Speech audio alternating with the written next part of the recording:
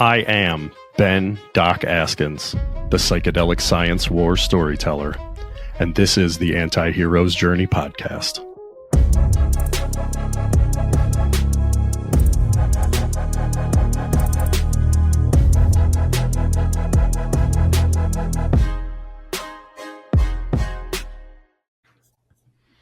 What's up, all you anti-heroes out there? I hope the journey's been kind to you. I've got another Q5 podcast episode that we're bringing to you where I ask some really awesome people my 5 favorite questions that I use in preparatory sessions for ketamine-assisted psychotherapy. Today, I've got Susan Ousterman, and she is the founder of the Vilomah Foundation, which provides peer grief support and other resources to bereaved families with the ultimate goal of creating national memorial gardens to honor the lives lost to substance-related causes. She is a drug policy reform advocate who has been advocating for the safe, equitable use of psychedelic medicine since being unable to access ibogaine to treat her son's opioid use disorder. She is also the program manager for a national overdose prevention hotline and the substance use and harm reduction community ambassador for Reason for Hope. Susan believes the drastic increase in young deaths of despair is a call to action for parents to use their fierce, unconditional love to transform our toxic culture into a more compassionate and connected society. Susan, it's an honor to have you on the podcast today. Thank you. It's an honor to be here. So we're going to get things rolling with question number 1. What is your story? Okay. Well, I grew up in a suburban home on the East Coast, Catholic school, had some childhood trauma, used psychedelics myself at a young age, and was actually arrested very young and went to a teen wilderness program, which luckily I did well at. I know there's a lot of problems with those programs these days. And I kind of straightened myself out by about 16 and married a Marine at 21. Had my first child at 22, second at 23, a day later, year and a day. And then just kind of had the normal suburban life until some problems with my marriage, and went on to be gaslit and started taking a lot of medication for a misdiagnosed bipolar disorder for many years. Ended up getting divorced, and my son, who at the time was about 12, he didn't do well with the divorce. He had a lot of anxiety from childhood, and he began to self-medicate his anxiety with substances. About 18, I learned he had been taking my mom's pain pills, and that quickly turned to injecting heroin, fentanyl. Blown away. Immediately from the start, we were failed by the system.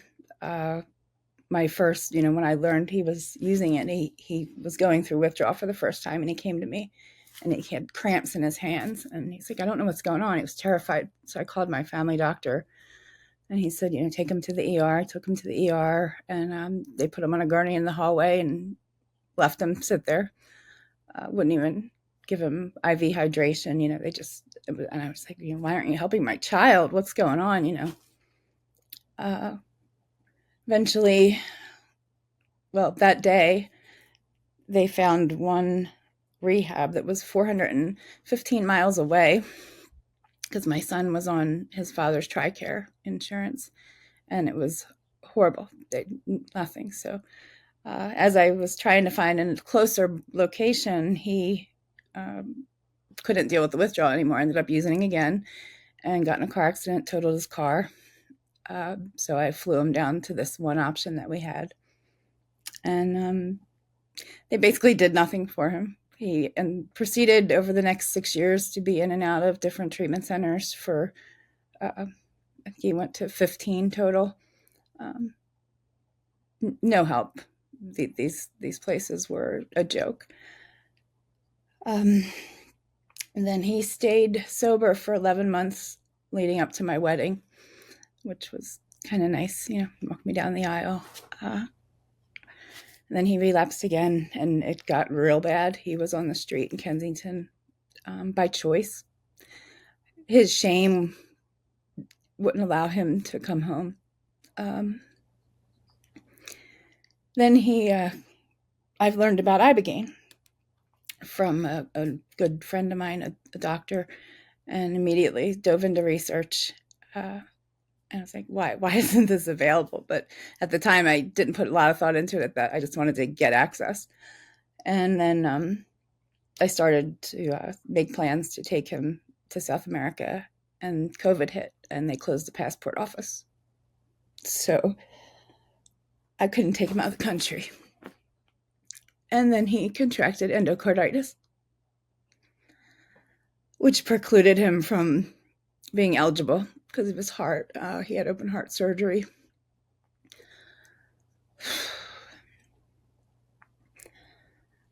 Not too long before that, about 2 years before that, he was arrested for paraphernalia charge for a unused syringe. That was devastating for him. It added to his hopelessness. He felt like a criminal. It was really hard. Also scared him, from buying clean syringes. So he was reusing syringes. That's what led to the endocarditis. And ibogaine is known to have some cardiotoxicities, so having a history of endocarditis would be a reason to be excluded from clinical trials and potentially from treatment with ibogaine as well, even though that's not well researched and mapped out yet at this point, in my understanding. Right. And that made me nervous just because he was, it was so new to me anyway. And leaving the country, I didn't want to take that risk at that point. It wasn't enough time anyway. He after he got out of the hospital, he came home and he was committed to staying sober. He didn't want to take Suboxone or methadone. He said it made him feel spiritually disconnected and foggy. He didn't feel sober when he took those things. He felt the same as he did when he used heroin. And I know they are wonderful medications and they work for tons of people, so I'm not in any way dismissing them. But he just didn't want to use them. So he got his medical marijuana card, and he wanted to use that to help with his cravings. And it was working. It was working well.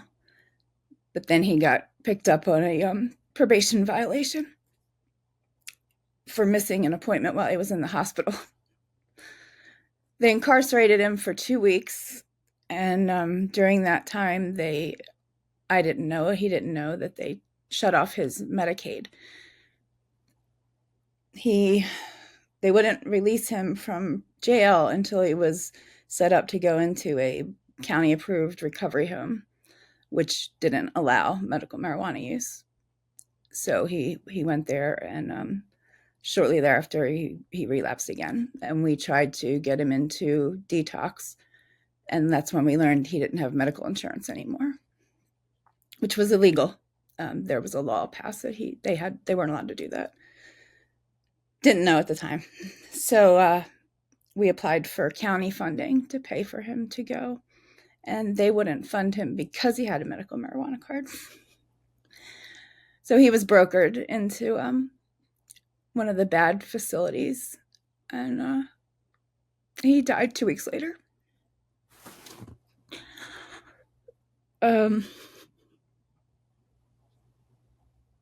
I'm thankful for the time that we had together after he was sick, because he came home and we were able to heal our relationship.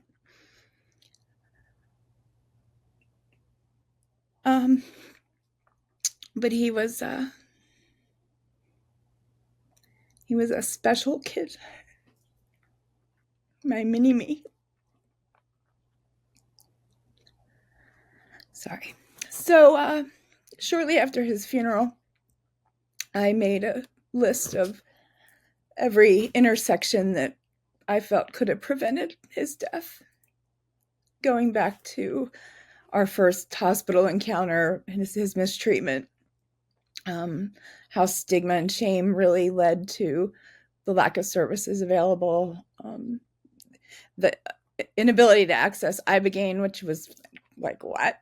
Like, it's so deep and corrupt. And so I've been kind of tackling each one of those issues since then, and really thought that this advocacy thing would last a couple weeks. I would find all the answers, and someone up there really smart and capable was handling all those things, and I've yet to find that person. So it's been 2.5 years, and I'm not even close to down halfway my list. There's a lot of problems in this country, a lot of problems, and it's kind of scary. But I do believe, like you said in my bio, that the moms, particularly, no offense to dads, it just seems to be mostly moms, are really going to move the needle on this, because we have no fear. We've lost our children. I'm not afraid to go to jail. I'm not afraid to not have money. I don't care. Those things don't bother me. Like, this mission is, we're not going to stop. And you picture the moms lifting up the cars from their kids. It's kind of like that. There's a lot of us, although sometimes it's like herding cats, because we all have grief brain.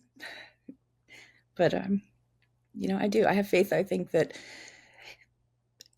the connection to ourselves and to each other is what's missing in this country.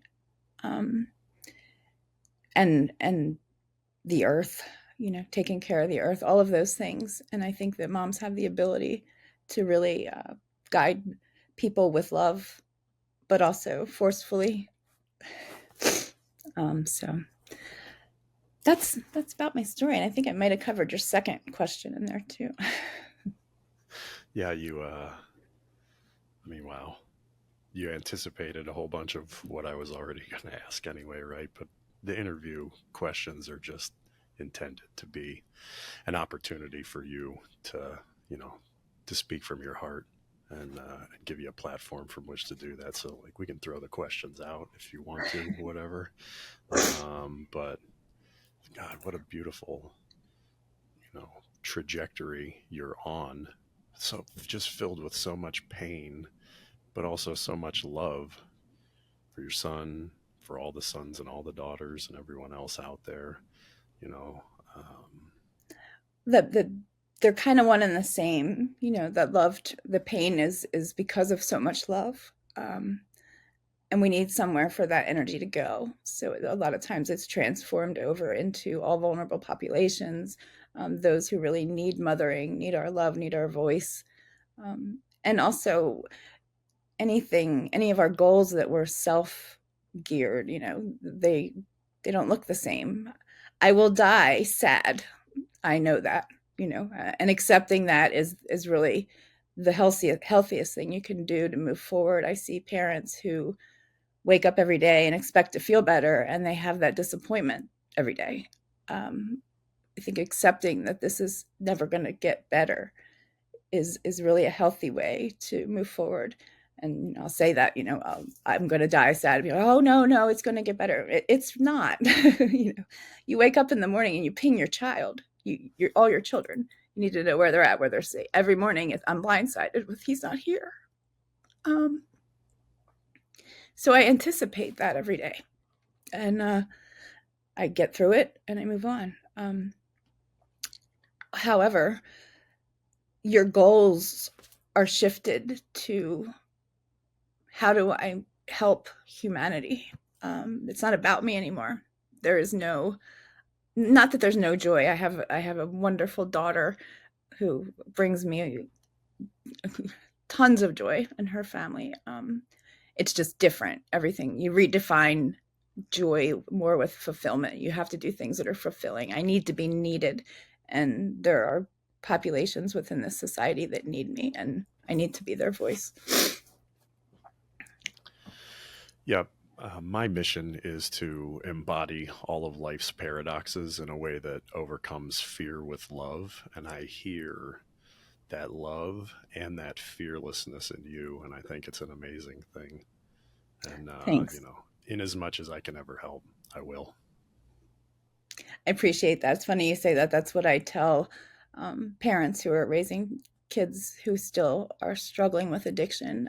You really have to tap into your mom gut. You got to get away from the fear, because your mom gut knows. You know when your child's hungry when they're a baby. And there were so many times when my son was sick where my insides were screaming to do the opposite of what I was being told. So, and those are the things that I regret.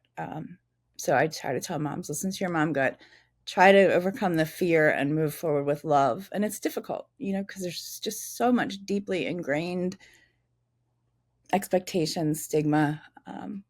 People are told all the time, kick them out, you're enabling them, when really they need love. They need more love. Yeah. And fear is a gift whenever it's properly understood. That instinct to survive is a gift that gets, short circuited by a lot of things at this point, so that it's, turned into anxiety and worry and a whole bunch of things that it's not really meant for. Like, fear used properly isn't something to be afraid of, right? It's that fight or flight instinct. We've all got a fear circuit wired into our brains, and it's there for a reason. But we can overcome all of these lesser fears with the sort of love, this sort of parental, maternal love that you're describing. Right.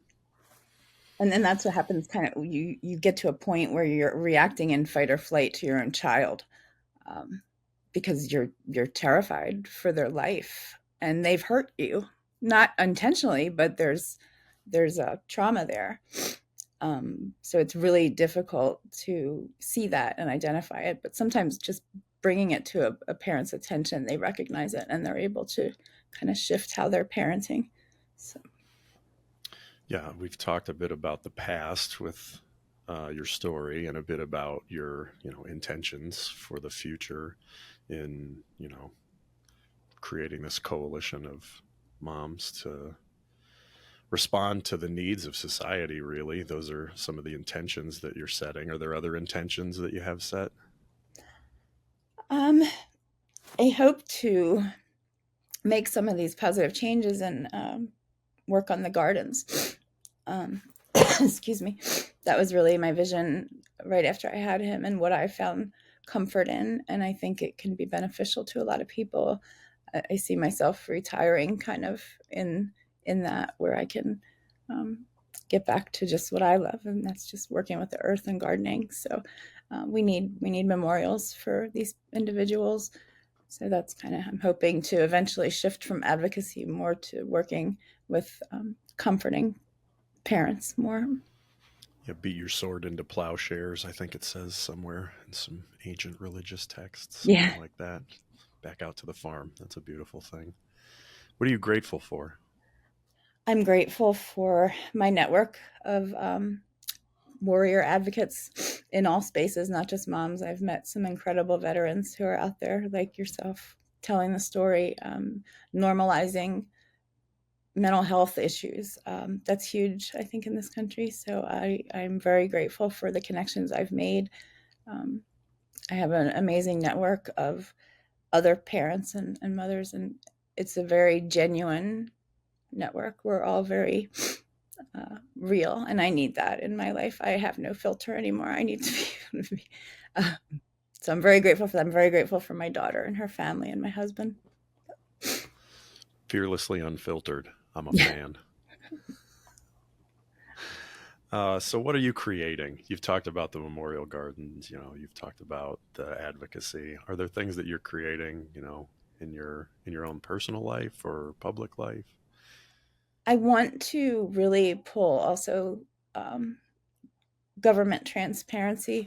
I want to heal the relationship between our regulatory agencies and the people. It's not talked about very much. I know that when I started digging into pharma and I stopped all of my medications, there's a lot of issues, and they need to be healed. And I think the only way to do that is through government transparency. So I feel like that's something I want to create, a path to that. People are tired of the old used car sales tactics, and we definitely don't need them in government. I agree. I mean, that brings us to the fifth question. Who are you really? This is me, really. I mean, there's just I can't be anything else. Losing a child takes you back to zero. There are definitely times that I see my shadows and my ego building back up, and it's a struggle, but I try to keep that down. I like being me. I like hearing myself. I don't trust anybody, but I trust myself so hard right now. I like that. So yeah, this is me. I'm truly. Yeah. This is us. Do you have any final thoughts for everyone? Just please try to quiet the noise in your life and trust your gut. That's my advice to everybody always. It's right usually. Always, I'll say. I couldn't possibly add anything to that. Thank you for coming on the podcast. Thank you. Doc out.